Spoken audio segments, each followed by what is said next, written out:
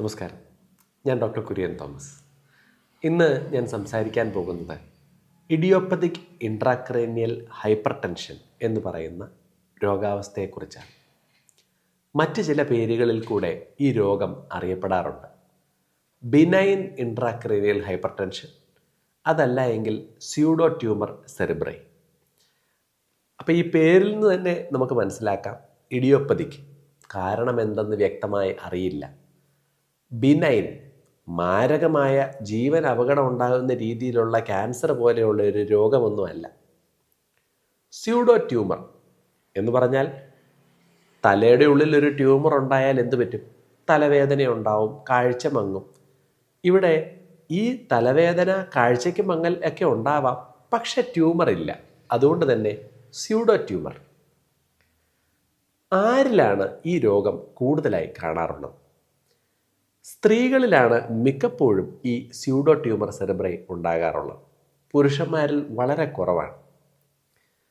ഹോർമോണുകളുടെ വ്യതിയാനവും പ്രഗ്നൻസി പോലെയുള്ള അവസ്ഥകളിലൊക്കെ പെട്ടെന്ന് ശരീരത്തിൻ്റെ വെയിറ്റ് കൂടുക, ഇതെല്ലാം സ്ത്രീകൾക്ക് സ്യൂഡോ ട്യൂമർ സെറിബ്രൈ അല്ലെങ്കിൽ ഇഡിയോപ്പതിക് ഇൻട്രാക്രേനിയൽ ഹൈപ്പർ ടെൻഷൻ ഉണ്ടാകുന്നതിലേക്ക് വഴിവെക്കാറുണ്ട്. പെട്ടെന്ന് വെയിറ്റ് കൂടുന്നത് ഇതിന് പലപ്പോഴും ഒരു കാരണമാണ്. എന്തൊക്കെയാണ് ഈ ബിനൈൻ ഇൻട്രാക്രേനിയൽ ഹൈപ്പർ ടെൻഷൻ്റെ രോഗലക്ഷണങ്ങൾ? തലവേദന, ശക്തമായ തലവേദന, തുടർച്ചയായ തലവേദന. അത് ഒന്നുകിൽ തലയ്ക്ക് മുഴുവനായിരിക്കാം, അല്ലെങ്കിൽ തലയുടെ പുറകുവശത്തായിരിക്കാം. തലയുടെ മർദ്ദം കൂടുന്നതിൻ്റെതായ ലക്ഷണങ്ങൾ ഇതിൻ്റെ കൂടെ ഉണ്ടാവാറുണ്ട്. ഉദാഹരണത്തിന് തലവേദന രാവിലെ എഴുന്നേൽക്കുമ്പോഴായിരിക്കും കൂടുതൽ. തലവേദനയുടെ ഒപ്പം രോഗികൾക്ക് കാഴ്ചയ്ക്ക് മങ്ങൽ, രണ്ടായി കാണുക, ചെവിയിൽ മുഴങ്ങുന്നത് പോലെയോ ടിനിറ്റസ് എന്ന് പറയുന്ന സൗണ്ട് ഉണ്ടാവുക, പെരിഫറൽ വിഷ്വൽ ഫീൽഡ് ലോസ് എന്ന് പറഞ്ഞാൽ നമ്മൾ നേരെ നോക്കുകയാണെങ്കിൽ പോലും നമ്മുടെ ചുറ്റുമുള്ള ചില സാധനങ്ങളൊക്കെ നമുക്ക് കാണാൻ പറ്റും കുറച്ചൊക്കെ. ഇത് കാണാൻ പറ്റാതെ നമ്മൾ കാണുന്ന ഇത് ചുരുങ്ങി വരിക എന്ന് പറയുന്നതിനാണ് പെരിഫറൽ വിഷ്വൽ ഫീൽഡ് ലോസ് എന്ന് പറയുന്നത്. തലവേദനയുടെ ഒപ്പം വെളിച്ചത്തിലേക്ക് നോക്കുന്ന ബുദ്ധിമുട്ടുമൊക്കെ ഇതിൻ്റെ കൂടെ ഉണ്ടാകാം. രോഗം കൂടുമ്പോൾ കാഴ്ചയുടെ മങ്ങലിൻ്റെ ഒപ്പം ചിലപ്പോഴൊക്കെ രോഗികൾക്ക് രണ്ടായി കാണുന്നത് പോലെയൊക്കെ വരാം. ഇത് കണ്ണിൻ്റെ അനക്കത്തെ ബാധിക്കുന്നത് കൊണ്ടാണ് ഈ ഡബിൾ വിഷൻ ഉണ്ടാകുന്നത്. എങ്ങനെയാണ് ഈ സ്യൂഡോ ട്യൂമർ സെറിബ്രൈ അല്ലെങ്കിൽ idiopathic intracranial hyper tension test ചെയ്യേണ്ടത്? ഈ പറഞ്ഞ രോഗലക്ഷണങ്ങളുമായി ഒരു രോഗി വന്നാൽ നമ്മൾ പരിശോധിക്കുമ്പോൾ ചില ലക്ഷണങ്ങൾ ഉണ്ടാകും. അതിൽ പ്രധാനപ്പെട്ടതാണ് പാപ്പിലെഡീമ. കണ്ണ് പരിശോധിക്കുമ്പോൾ കണ്ണിൻ്റെ ഒപ്റ്റിക് ഡിസ്ക് എന്ന് പറയുന്ന കാഴ്ചയുടെ കൈകാര്യം ചെയ്യുന്നതിൻ്റെ ഒരു ഭാഗം വീർത്തിരിക്കുന്നു എന്ന് പറയുന്നതിനാണ് പാപ്പിലെഡീമ എന്ന് പറയുന്നത്. പിന്നെ കണ്ണിൻ്റെ അനക്കത്തിന് പ്രശ്നമുള്ളപ്പോൾ ലാറ്ററൽ റെക്ടസ് പാൽസി എന്ന് പറഞ്ഞാൽ ഒരു വശത്തേക്ക് നമ്മൾ നോക്കുമ്പോൾ ഒരു കണ്ണ് അങ്ങോട്ടേക്ക് നീങ്ങുകയില്ല, അതിൻ്റെ ചലനത്തിന് പ്രശ്നം പറ്റുന്നു. അപ്പോൾ വലത്തോട്ടേക്കാണ് നോക്കുന്നത്, ചലിക്കുന്നില്ല എന്നുണ്ടെന്നുണ്ടെങ്കിൽ ആ സ്ഥലത്തേക്ക് നോക്കുമ്പോൾ രണ്ടായി കാണുന്നത് പോലെ ഉണ്ടാകും. എന്തൊക്കെ ടെസ്റ്റുകളാണ് ഇത് കൺഫേം ചെയ്യുന്നതിന് വേണ്ടി നമ്മൾ ചെയ്യുക? നമ്മൾ രോഗികളെ ആദ്യം ഒരു സ്കാൻ ചെയ്യും.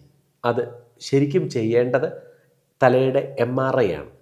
MRI തലയുടെ മാത്രമല്ല, തലച്ചോറിൽ നിന്ന് അശുദ്ധ രക്തം പുറത്തേക്ക് ഒഴുക്കിക്കൊണ്ട് പോകുന്ന വെയിനുകൾ നോക്കുന്നതിന് വേണ്ടിയുള്ള ഒരു വീനോഗ്രാം കൂടെ ചെയ്യേണ്ടതുണ്ട്. ഈ വെയിനുകൾക്ക് ബ്ലോക്ക് ഉണ്ടായാൽ അത് തലയുടെ മർദ്ദം കൂടുന്നതിലേക്ക് വഴിവെക്കാം. MRIയുടെ കൂടെ നമ്മൾ കണ്ണിൻ്റെ പരിശോധനയ്ക്കായി രോഗികളെ വിടും. അവരുടെ ഒപ്റ്റിക് നെർവ് നമ്മൾ ടെസ്റ്റ് ചെയ്യും, വിഷ്വൽ ഫീൽഡ് നമ്മൾ ടെസ്റ്റ് ചെയ്യും. പിന്നെ കണ്ണിൻ്റെ ഒപ്റ്റിക് നെർവിൻ്റെ ഷീത്തിൻ്റെ ഡയമീറ്റർ ചെക്ക് ചെയ്യാൻ അൾട്രാസൗണ്ട് പോലെയുള്ള നൂതനമായിട്ടുള്ള രീതികളും ഉണ്ട്. ഉറപ്പായും ഇത് BIH അല്ലെങ്കിൽ IIH ആണ് എന്ന് ഉറപ്പാക്കുന്നത് ലംബാർ പങ്ക്ചർ എന്ന് പറയുന്ന ടെസ്റ്റിലൂടെയാണ്. രോഗിയെ അഡ്മിറ്റാക്കിയതിന് ശേഷം നട്ടെല്ലിൽ ഒരു സൂചി കുത്തി ആ സൂചിയുടെ കൂടെ വരുന്ന ഫ്ലൂയിഡിൻ്റെ പ്രഷർ എത്രയാണ് എന്നത് നോക്കുന്നതിനാണ് പേഷ്യൻറ്റിനെ അഡ്മിറ്റ് ആക്കുന്നത്. ഈ പ്രഷർ സാധാരണഗതിയിൽ 10നും 15നും ഇടയ്ക്കാണ്. BIH ഉള്ള രോഗികളിൽ പലപ്പോഴും ഈ പ്രഷർ 20ന് മുകളിലൊക്കെയായി കാണപ്പെടാറുണ്ട്. അപ്പോൾ തലവേദനയും കാഴ്ചയ്ക്ക് മങ്ങലും എല്ലാമുള്ള ഒരു സ്ത്രീക്ക് അത് BIH ആണെന്ന് ഉറപ്പിച്ചു എന്ന് വെക്കുക. ഇനി എങ്ങനെയാണ് ചികിത്സിക്കേണ്ടത്? ചികിത്സിക്കേണ്ട ആവശ്യം ഉണ്ടോ? ചികിത്സിക്കേണ്ടത് വളരെ അത്യാവശ്യമാണ്. കാര്യം ചികിത്സിച്ചില്ല എന്നുണ്ടെങ്കിൽ കാലക്രമേണ ഇത് കാഴ്ച മങ്ങുന്നതിനും ചിലപ്പോഴൊക്കെ കാഴ്ച നഷ്ടപ്പെടുന്നതിലേക്ക് തന്നെ വഴിവെച്ചേക്കാം. BIHൻ്റെ ഏറ്റവും പ്രധാനപ്പെട്ട ചികിത്സ എന്ന് പറയുന്നത് വെയിറ്റ് കുറയ്ക്കുക എന്നുള്ളതാണ്. മരുന്നുകളിലൂടെ ആശ്വാസം കിട്ടുമെന്നുണ്ടെങ്കിലും കാലക്രമേണ മരുന്ന് നിർത്തണമെങ്കിൽ പോലും വെയിറ്റ് കുറയ്ക്കേണ്ടത് അത്യാവശ്യമാണ്. അപ്പോൾ ഒരു രോഗിയുടെ BMI, ബോഡി മാസ് ഇൻഡെക്സ് എന്ന് പറയുന്നത് 25ൻ്റെ താഴേക്കെങ്കിലും എത്തിക്കുക എന്ന് പറയുന്നത് ഈ ചികിത്സയുടെ പ്രധാനപ്പെട്ട ഘടകമാണ്.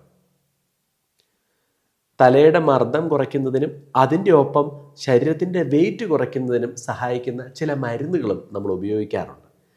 അസറ്റാസൊളമൈഡ്, ടോപ്പിറാമൈഡ് എന്ന് പറയുന്ന മരുന്നുകളാണ് പ്രധാനമായിട്ടും ഉപയോഗിക്കുന്നത്. ചെറിയ ഡോസിൽ തുടങ്ങി രോഗിക്ക് സൈഡ് എഫക്റ്റുകൾ ഇല്ല എന്ന് നോക്കിയാണ് നമ്മൾ ഈ മരുന്നിൻ്റെ ഡോസ് കൂട്ടാറുള്ളത്. പിന്നെ ചിലപ്പോഴൊക്കെ മരുന്നുകൾ കൊണ്ടും വെയിറ്റ് കുറച്ചതിന് ശേഷവും ശരിയാകുന്നില്ല എന്നുള്ള സാഹചര്യങ്ങളിൽ കുറച്ച് അടുത്ത ലെവൽ ചികിത്സകൾ നമുക്ക് ഉപയോഗിക്കേണ്ടി വരാറുണ്ട്. അതിൽ ഒന്നാണ് ഷണ്ടിങ്. തലച്ചോറിൽ നിന്നുള്ള ഫ്ലൂയിഡ് വയറിലേക്ക് ഒഴുകിപ്പോകുന്നതിന് വേണ്ടിയുള്ള വെൻട്രിക്കുലോ പെരിറ്റോണിയൽ ഷണ്ടുകൾ നമുക്ക് തലയുടെ പ്രഷർ കുറയ്ക്കാൻ സഹായിക്കും. പിന്നെ നേരത്തെ ഞാൻ പറഞ്ഞിരുന്നു, തലച്ചോറിൽ നിന്ന് രക്തം പുറത്തേക്ക് കൊണ്ടുപോകുന്ന വെയിനുകൾക്ക് ബ്ലോക്ക് ഉണ്ടെങ്കിൽ തലയുടെ പ്രഷർ കൂടാം. അങ്ങനെയുള്ള രോഗികളിലൊക്കെ തലയിലെ ഈ വെയിൻ്റെ സൈനസ്, ട്രാൻസ്വേഴ്സ് സൈനസ് സ്റ്റെൻഡിങ് എന്നുവെച്ചാൽ ബ്ലോക്കുള്ള സൈനസിനെ നമ്മൾ അത് വികസിപ്പിച്ച് സ്റ്റെൻഡ് ചെയ്യുക എന്നുള്ള കാര്യങ്ങളും ഇതിൻ്റെ ചികിത്സയ്ക്കായി നമ്മൾ ചെയ്യാറുണ്ട്. ചിലപ്പോഴൊക്കെ കാഴ്ച നഷ്ടപ്പെട്ടേക്കും, അപകടമാണ് എന്ന് കാണുന്ന സാഹചര്യങ്ങളിൽ കാഴ്ചയെ രക്ഷിക്കുന്നതിന് വേണ്ടി താൽക്കാലികമായി ഒപ്റ്റിക് നെർവ് ഷീത്ത് ഫെനസ്ട്രേഷൻ എന്നുവെച്ചാൽ ഒപ്റ്റിക് നെർവിന് ചുറ്റും ചെറിയ തുളകൾ ഇട്ട് കൊടുക്കുക എന്ന് പറയുന്ന ചികിത്സയെയും നമുക്ക് അടിയന്തര സാഹചര്യത്തിൽ ആശ്രയിക്കേണ്ടി വരാറുണ്ട്. അപ്പോൾ സ്ത്രീകൾ അവരുടെ വെയിറ്റ് കൂടുന്ന സാഹചര്യങ്ങളിൽ ഹോർമോണുകളുടെ പ്രശ്നം ഉള്ള PCOD എന്ന് പറയുന്ന രോഗങ്ങളൊക്കെ ഉള്ളവരിലൊക്കെ തലവേദന തുടർച്ചയായി നിന്നാൽ അതിൻ്റെ ഒപ്പം കാഴ്ചയ്ക്ക് മങ്ങലുണ്ട് എന്നുണ്ടെങ്കിൽ നിങ്ങൾക്ക് BIH ആണോ എന്ന് ചികിത്സിച്ച് ഉറപ്പാക്കാൻ ശ്രദ്ധിക്കുക. ഏറ്റവും അടുത്തുള്ള ഒരു ഡോക്ടറിനെ കണ്ട് ഞാൻ ഈ പറഞ്ഞ പരിശോധനകൾ ചെയ്യുകയും ചികിത്സ തുടങ്ങുകയും ചെയ്യുക. നന്ദി.